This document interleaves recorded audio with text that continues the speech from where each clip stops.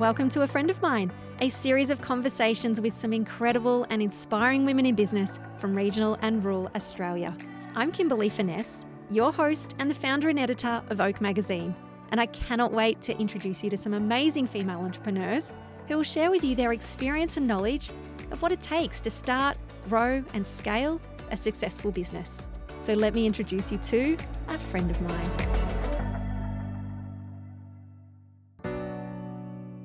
Hello and welcome to this special podcast episode recorded live at our In Conversation with Samantha Wills, held in Bendigo earlier this year. In March, my dream of hosting a keynote speaker in my hometown became a reality, all thanks to my wonderfully kind, creative and inspiring friend, Samantha Wills. Samantha travelled from Sydney to Bendigo so that 85 people could sit close to home and listen to her stories of business, love and life that she has fabulously written in her memoir of Gold and Dust. Samantha's story is an inspiring blueprint for getting out there and finding the magic that awaits you. This sellout event was made possible thanks to our incredible co-host, AFS and Associates Chartered Accountants in Bendigo. Here are just some of the conversations we had during the evening. I know you're going to love this. The thing is, I think many of us we're familiar with your story. We've read it, we've listened to it, we've watched it on TV. I thought I knew your story. I've interviewed you. I don't know your story. My gosh. It is so raw. It's not a light-hearted read, I will say that. Look at all those dog pages in there. There's even food stains in there. I've read it well, people. It's one you will binge in a weekend, I promise. That's how good it is. My gosh, how do you go writing a book and pouring your heart and soul into it that we can all read? Like, how does that happen? How does that make you feel to know that we all know you're in a story now, everything? Yeah, well, thank you. It's the biggest compliment. It's my first book and, I'm a fussy reader. So if something doesn't grab me in, those first 3 pages, I'm like, I'll pop it on my to-be-read list and that keeps growing and I never revisit it. So I really wanted to write a book that I wanted to read. And when I started writing the book, I still had a company. So I had a jewellery company for 15 years, which I ever so modestly named Samantha Wills. And, when I started writing the book, it was signed on as a business memoir. So 6 months into that journey, I decided to close the business. So it was kind of like my own plot twist where I was like, all right, well, this narrative's, no longer going where I thought it was. And so I kind of changed that halfway. It was always going to be quite vulnerable. And the book was actually meant to come out at this time last year. And obviously when the world changed, they wanted to tour the book. So we're going to have to push it back a year, which, allowed me to not only sit with the stories to, be okay with them. I think I was still okay with them if it came out last year, but having an extra year to kind of let them settle a little bit, I was very at peace with it. It also allowed me to add in that final chapter about my health journey that I went through last year. So, I thought when I released, I call it Her, like it's got its own entity now. I'm like, they're no longer my stories. If you see yourself on any of those pages, they're our stories. So I'm like, that's storytelling and that's vulnerability and that's connection, right? So, I felt very calm having her out in the world. I had to change 2 names in there, which were both ex-boyfriends, which I didn't want to change. But legal were like, yeah, maybe just you might want to change it for, identification reasons. So, I feel really calm about it. Yeah. I can't wait to talk about that part of the book in a moment. There's some choice words that come up with some of those guys. But what I wanted to say, you just picked up on something then, storytelling. Like how important that is. And there's a little bit in that book where you talk about sitting on the plane with a lady and how she said, you can't be what you don't see, and how important storytelling is and that sort of thing. I mean, that's through your brand as well. So you're Samantha Wills, the brand. You've used storytelling very much as the base of it. Why is that important, do you think? I think that's the connection, right? I think since we're, just out of the womb, we recognise storytelling. Our parents read stories to us when we were little. Our minds like to absorb information that way. So as a brand, when we're marketing, if you can do it in a storytelling narrative, it's a lot more authentic. It's how people like to receive information. And I think when you talk about storytelling, then you talk about vulnerable storytelling. That's where you connect with people because it's, you see yourself in their stories and themselves in yours. So, I say first and foremost that I was a jewellery designer, I guess, technically, but I was a storyteller first and foremost, and the vehicle was jewellery, and then it was, through the campaigns, and now it's a book, and through the Samantha Wills Foundation. So I think it's all about storytelling. Yeah, definitely. What I found really interesting was that you love clairvoyance. You love to go and have your cards read. And a couple of times, a few of them mentioned that this might be on the cards for you, like a book. I mean, you've got to go back to them, don't you? They're pretty good clairvoyants. Yeah. No, I touch on them in the book, but they have been such spiritual guidance for me from, the very first time I saw them. So there's a story, I go to see a gentleman called Astro John, which is actually his business name because he's an astrologer in New York. And I remember going, I got gifted the reading in 2014 it was. And he's like, he's going, and it's natal charting. So it's literally like a chart of, it's not like a clairvoyant where they're like, I think I see this. It's like literally a scientific chart he does of your time and birth. And he's like, oh, well, you haven't had a good career year yet. And I was like, got him. The one thing in my life that I feel has been pretty stable to that point, I was like, is my career. I was like, oh, this guy doesn't really know what he's talking about. And he's like, yeah, your real career starts, what you're put on this earth to do starts in 2018. And I was like, whatever, kind of dismissed it. And, there was a few other things that he said that captured my attention. But what he said specifically then, he's like, what you do involves writing. He's like, it's around women, it's around bringing women together, and it's writing, and that's your core purpose. What you're doing now is just the lead up to it. I need to go find him and see him. AstroJohn.com, I think. Yeah, what's Astro John got in his store for me? I think what I also it's not a similarity actually. In Year 9, I had a teacher that actually told me I could write. Mm-hmm. And that's what put me on my career path and, look at where I am now. For you, that wasn't the case. You had an English teacher that said you couldn't write. Yet I heard your voice come out through this. Thank you. I think, I look back on things and I think, when you say I grew up in the 80s and 90s, which makes me sound quite 1,000 years old because I'm like, it was a time before the internet. So when I tell these stories, I'm like, yeah, it was a time before the internet. But there was this one teacher and she was just a stickler for technicalities. Like it was, and back then, maybe not back then as a generality, but in my school, creativity wasn't really celebrated. It was celebrated as a hobby. It wasn't celebrated I wasn't like, a creative director is an actual career. Like it was a sports school. It was maths and that was the academic side of it and sports. So she was like, you're not going to get anywhere in life unless you know the technicalities. And I just remember everything through school. I just wanted to get outside the criteria. Like in art class, they'd give us an assignment and I'd be like, okay, how can I amp this up to Power Ranger level and be like, let's run some electricity through it, let's do this. So I feel like through my whole career, that's what has served me. But if I look back in school, I was reprimanded every time for it. So it really has allowed me, I think, to approach it with an open heart when I'm speaking at schools and when I'm speaking with other entrepreneurs, especially up-and-coming entrepreneurs. I'm like, follow that. Like, don't tell someone that because you don't fit into this tiny little box that you aren't going to make that. There's many more facets. Yeah. And that almost leads into the whole piece of paper, a qualification, a degree, university.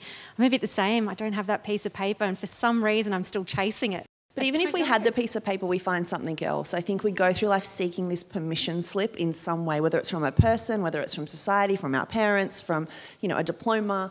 There's always something, and we get fixated on it. Well, I know I did, and for me it was a diploma, which I never had. But yeah, it's a really, I don't know where it comes from. Maybe it's, I read this thing the other day and someone was saying about, I don't have children myself, but they were saying when they speak to children, we're so used to being brought up with like, I'm so proud that you did that, and this external, like, I'm proud of you, rather than being like, hey, are you proud of yourself because you did this? And I'm like, wow, like that's a really powerful way to flip it around, to think of it that way, yeah.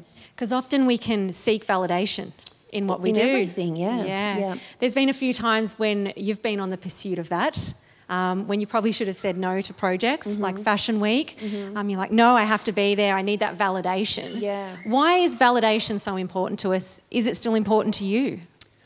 Yeah, I think it is, but I think it comes in different forms throughout your career. I think, then for me, it was about proving, I think, to my peers that I was a real designer for whatever reason. Because I'm a self-taught designer, and I carried that. Even now, I'm like, was I a real designer? Like, that's the narrative in my head. And I don't know, I think we move the success pillars as we move through our careers and through life and what that is. And I think it's the same with validation. Yeah. I love it. I felt like every time I was reading, there was sort of always this point where it felt like it was the end for you. Like that's the end of the Samantha Wills brand, or I don't know. But then suddenly the universe would come and just drop an email in your inbox. Mm-hmm. And that might be from, a big name, or some sort of door would open for you. Yeah. Is there any advice to people that are questioning whether they should continue? Yeah, well, I think, what is the end? You know what I mean? Like, I think when I got to the point of, the very end of closing my business, I feel like, well, why didn't you sell it? And to me, I didn't want to hand my name over and see what someone else would do with it. And I also looked at it as, I knew I wanted to do other things under the Samantha Wills name. And I also looked at it as a legacy to close that. And especially when we were going out on a high in a way. And I talk about the feeling filter and the thinking filter.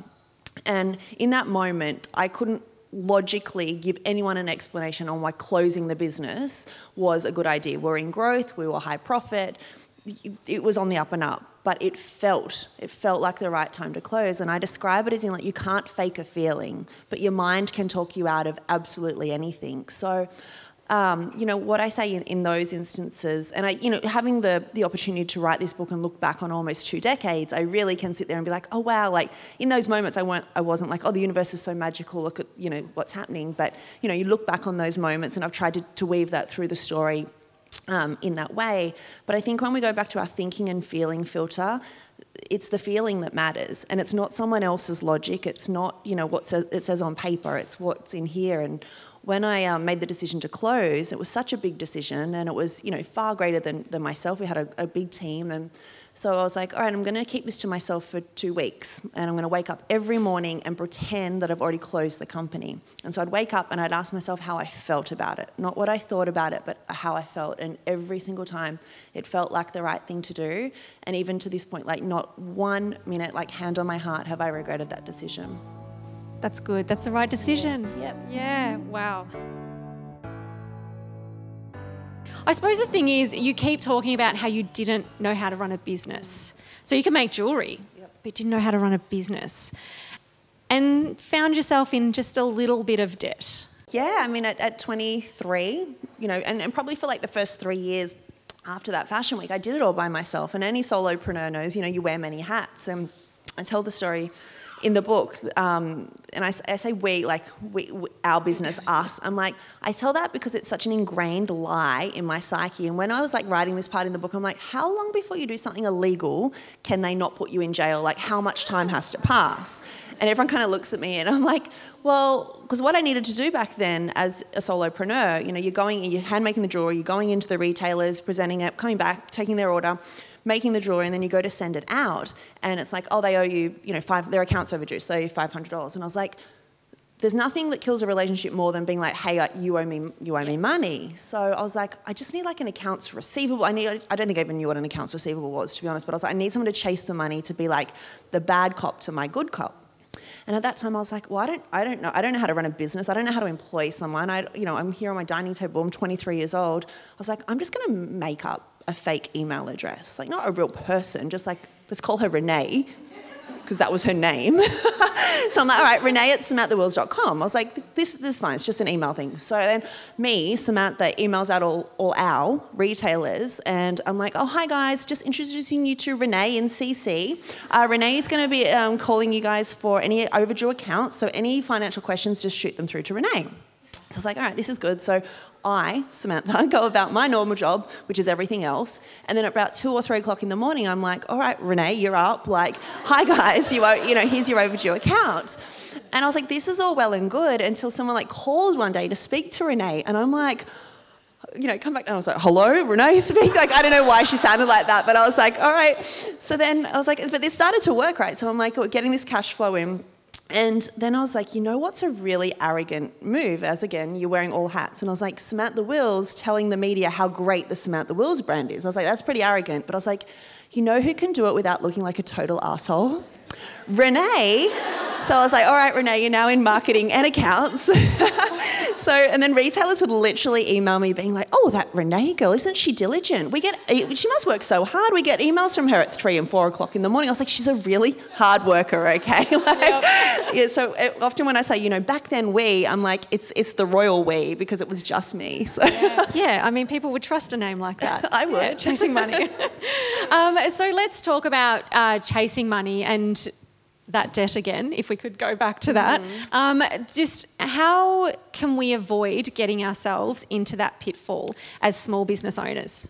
I think especially as creative small business owner, it's naturally usually something we're not that interested in, and it's something that we leave till the very last minute. And I think if I look back now, I looked at that time and be like, if I spent money as in, even a freelance bookkeeper, I was like, oh, well, that's spending money rather than that's investing money, not only in the business to keep things working how they're meant to, but an investment in freeing up my time. Like, there is absolutely no reason why I, at 23, should be sitting there running the accounts of this business. Like, I had no idea what I was doing. And I think we just so ingrained sometimes to be like, save as much money as you can, and it can often come at a big detriment to sectors of the business you shouldn't be touching. Yeah, definitely can. If you don't know how to do it, just outsource it.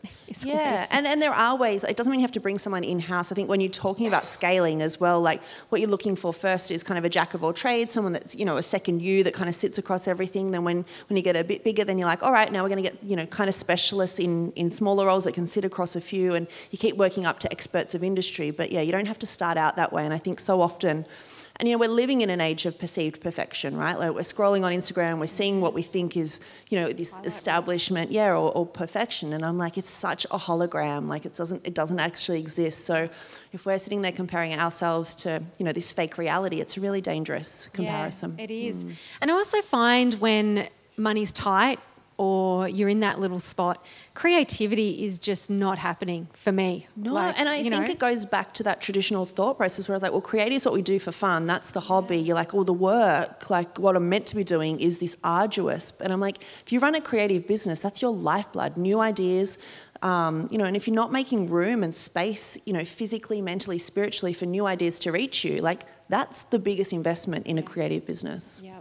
And surrounding yourself with the right people. You seem to have a great cheerleader in Mel, and then you found Jeff, who just really did almost come in and save the business in a way, to be a great mentor for you and business partner. When you had those questions, do you ask them of people? Like, are you hesitant to ask someone business advice? I definitely was back then. And I think, I met my business partner because I was at the end of the line. Like, I literally was $80,000 in debt across 5 credit cards. The bank rightly wouldn't give me any more money. And, when you're at the cashier and you're like a blackjack dealer, you're like, try this one, like, and it's like, they must be just waiting for funds to clear. You're like, it's high and dry. And just that anxiety that you're like, I don't know how I'm going to pay rent this week was a very real reality for me. So I think once we're in situations where we have nowhere else to go is when we start to ask for help, I hope. But up until then, I think we live in a network, especially back then, it was very much afraid to show up imperfect, and you wanted everyone to kind of think it was going a certain way, or I know I did. And so, I kind of only started asking for help. And I asked anyone that would listen at that point. I'm like, do you know anyone that, you could introduce me to? Like, I would reach out to anyone. And I think that in business, people want to help, right? I don't know, for some reason we think all you can do is ask. And people, I don't know, it sticks with people. They want to be the person that introduces you to someone great. And people are very keen to help. So, I would say open networking is one of my biggest advices now. Really? Yeah.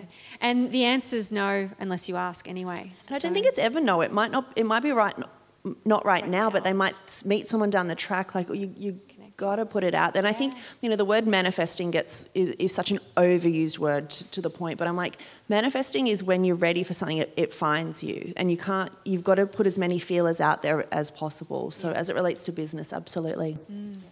It's interesting with your book, Samantha, that I was sitting in the hairdressers yesterday and we started talking about it, and it's so weird. Like, you think you go to a hairdresser's to gossip, but it's just not something I do. But here we were talking about your private life, and it felt a little bit uncomfortable. And then again at the where I got my makeup done at Wax Gallery, I guess. Sorry, I'm just talking about your life. But that's the thing. And what it come out of today's conversation was the lady said, I just love that she's so honest and vulnerable about these moments in her life, because they're not ones that we're talking about outside our close-knit group. Right.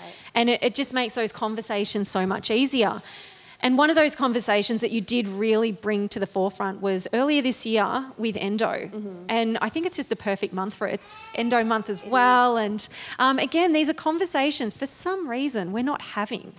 Yeah, and I think, the original working title of the book was Public Brand, Private Life. And what I always wanted to do was kind of parallel the two of those things, because obviously we see, the highlight reel and we see what the media is, and, everyone's talking about that. And then obviously some people do share the hurdles and things like that. But I'm like, hey, there's a really human element in here. It's humans running businesses, especially when it's female business. There's a lot that we're juggling at any given time. And, when we go through hardship, or when we go through grief or breakup or health issues, the world not only doesn't stop, but the business, you can't call in sick to the boss if you are the boss. So I think I really wanted to parallel that human element of it. And it's Endometriosis Awareness Month this month. 1 in 10 women suffer from endo. It's so common. Even a lot of medical professionals aren't even trained in it. That's how much we're not talking about it. I was fortunate enough to I was in an OR in January last year. I had my operation, and when they opened me up, they found 2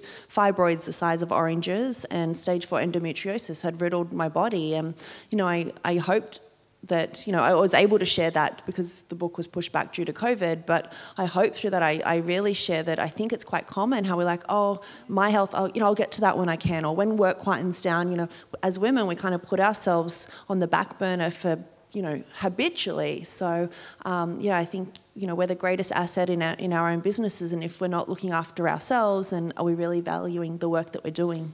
Yeah. And just again, coming back to that, sharing your story, having storytelling within what you do, and I suppose being brave to an extent to share it out on Instagram, and maybe that's something that you might think of. You're probably sitting there going, I don't want to share too much about my business life or personal life, when really there'll be someone out there that will connect, and you might make such a difference to their life. Absolutely, and it's human, and I think that that's the connection. The more human we can be, the more humans we attract, because if it's happening to us, it's happening to in a world of 7 billion people, it's happening to a lot of million others. Yeah. So what does life look like for Samantha Wills now? That you're not sort of jet-setting around anymore? Yeah. Not being as creative, or? Yeah, it was kind of shifting a gear, I think, creatively. So, doing jewellery. By the end of the business, I'd designed 12,000 pieces of jewellery. So, I could design it with my eyes closed, but I felt like at the end I was designing it with my hands and not my heart. And I really, as a creative, very much on the creative end of the scale, I needed something that I was doing with my heart. And Samantha Wills Foundation, which I launched in 2016, what really excited me about that was when I started sharing vulnerably around business stories, the energy between myself and people that would give me feedback on it, that really started to light a fire within me. So, now I find myself at the book, and, so if the book's the story, the Samantha Wills Foundation, I now want to be home. We're in the final stages of rebuilding it, but launching a Samantha Wills Masterclass, which is more the tangible handing over. So the Samantha Wills marketing template, and the Samantha Wills, the P&L structure and things like that. So kind of handing that real tangible documents over to other entrepreneurs. That's kind of keeping me busy at the moment. And that's any as far Excel as I've got. spreadsheets in there? I'm hands up, Excel spreadsheets. Give me There's a few in there, yeah. Oh, lovely. Now, as we said before, you're from Port Macquarie, and obviously, my gosh, they've had the hardest 12 months, I think. Yeah, it's a bit underwater at the minute. So, Yep. What is it growing up in a small town, a regional town, a rural town maybe? What do you think that gives us? What traits do we develop? Community. It's all about community. And I think, in business, and that's with the Samantha Wills jewellery brand, our community was the strongest thing within our brand. And I cannot stress enough, I used to, in growing up in Port Macquarie, we would go to Newcastle, which was probably, a 3-hour drive away. And to me, that was like the city. That was like the big smoke. And to me, it felt so isolated. I was like, again, before the internet, you kind of just saw you knew what you saw. To me, that was like the community element has stayed with me. And I remember, so I've spent the last 10 years in New York, and a funny story from over there, my best friend Freya over there, she's Australian, she grew up on the North Shore in Sydney. And her and I were going somewhere in an Uber one night, and the Uber driver, he's like got a really thick Bronx accent, and he was kind of looking in the revision mirror, and he's like, where are you girls from? And Freya's like, oh, we're from Australia. And then he looked at me, and he's like, in the revision mirror, and he's like, and where are you from? And I was like, no, we're both from Australia. He's like, no, your accents are very, very different. And Freya's like, oh, well, I grew up in Sydney. And I was like, oh, I'm from a small town. He's like, that's it, it's a small town accent. And I was like, what is that? I said, I thought we sounded the same. He's like, oh no, he's like, you sound very different.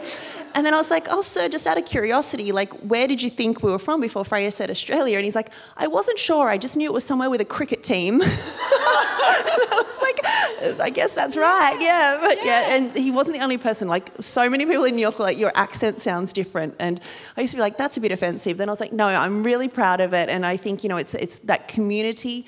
You cannot learn community. I don't think it is in you, and it is the core of any good brand. Yeah.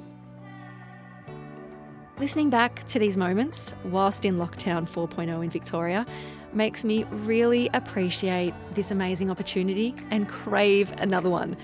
If you haven't already, go and purchase a copy of Samantha's book of Gold and Dust. It is a must-read memoir for anyone who has a desire to start their own business or a passion to live a creative life and follow their dreams. I'm so glad we've met, and that now you know a friend of mine.